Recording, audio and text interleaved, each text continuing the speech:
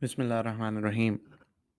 So we're coming to this discussion point where we are now talking about real life examples of how does Satan and magic influence us in our real world, and how can we leverage or we should utilize Allah's protection that is available to every one of us to protect ourselves. So in this particular discussion, we're going to talk about how do we unveil Satan's tactics with real life examples and real world examples. Um, so protecting oneself from the influence of magic is an important concept in Islam. In fact, it is really important for every single person, whether a Muslim, a Musliman, or non-Muslim, to know about. And Allah has provided guidance on how should we go about that. However, it is important to understand that shaitan, the Satan, also plays a role in this equation. And we've discussed that role multiple times. And they can use their methods to distract us and misguide us, making us forget about the recommended protections against magic. So now you can see this interesting dynamic where while we know all of the precautions that need to be taken, Satan has this power to make us forget. And once he makes us forget, we do not take these precautions. In the Quran, Allah warns against the dangers of magic and encourages believers to seek protection from its harms. Allah has revealed the Quran as a source of guidance and healing, and reciting certain verses from the Quran can serve as a powerful means of protection. For example, there is Surah Al-Falaq and Surah Al-Nas. They're often recited for protection against magic and the influence of evil spirits. And we have discussed this before what happened when the Prophet was under this.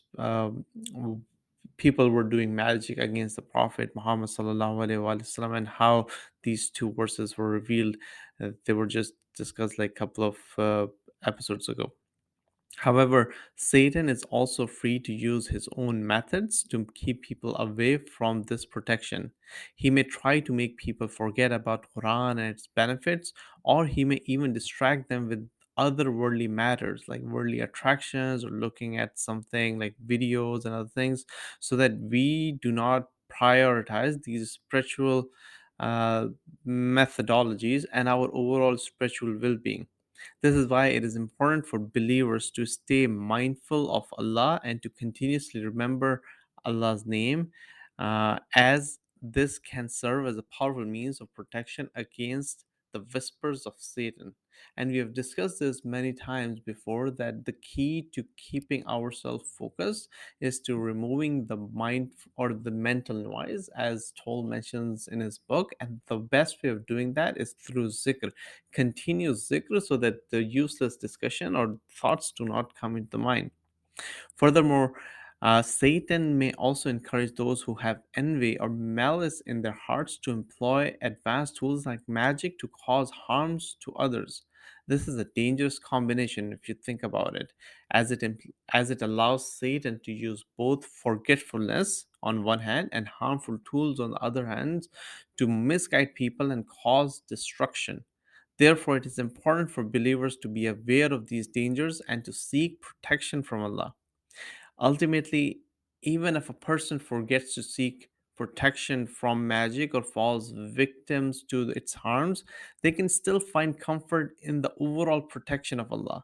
Now, this is a really important topic and a concept that I want to highlight, that believers should trust in Allah's plan and know that He is always with them, even in times of difficulty. Additionally, Allah has the power to confuse the enemies of believers and diffuse their attacks, making it clear that ultimate protection comes from Him alone.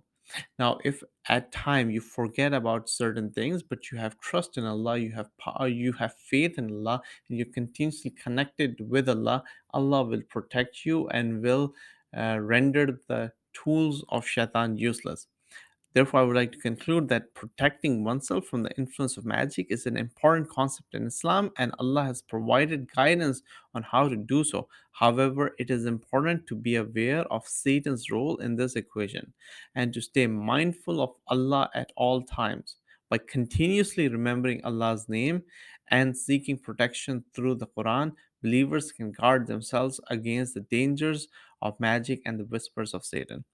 Now, the summary of this discussion that we've been having, it's how to know that Satan causes this destruction through magic and how do we protect ourselves. These are some real life examples that we should think about. In the next discussion, we will talk about some very tangible examples that you and me can actually feel and experience in our lives. Stay tuned. I'm going to also talk about some of the developments on the book side on this topic. I'll see you in the next discussion. Assalamu alaikum.